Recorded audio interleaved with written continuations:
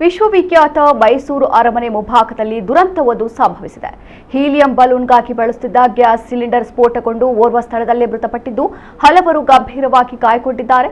ಅರಮನೆಯ ಜಯಮಾರ್ತಾಂಡ ಗೇಟ್ ಬಳಿ ಈ ಘಟನೆ ಸಂಭವಿಸಿದೆ. ಬಲೂನ್ಗೆ ಗ್ಯಾಸ್ ತುಂಬುವ ವೇಳೆ ಬ್ಲಾಸ್ಟ್ ಆಗಿದೆ. ಬ್ಲಾಸ್ಟ್ ತೀವ್ರತೆಗೆ ಬಲೂನ್ ಮಾರುತ್ತಿದ್ದ ವ್ಯಕ್ತಿಯ ದೇಹ ಛಿದ್ರಗೊಂಡಿದೆ. ಬೆಂಗಳೂರಿನ ಕಾಮಾಕ್ಷಿಪಾಳ್ಯದ ಲಕ್ಷ್ಮಿ, ನಂಜನಗೂಡಿನ ಮಂಜುಳಾ, ಕಲ್ಕತ್ತಾದ ಶಬೀಲ್, ರಾಣಿಬೆನ್ನೂರಿನ ಕೊಟ್ರೇಶ್ ಅವರಿಗೆ ಗಾಯವಾಗಿದ್ದು, ಮೃತಪಟ್ಟ ವ್ಯಕ್ತಿಯ ಗುರುತು ಪತ್ತೆಯಾಗಿಲ್ಲ.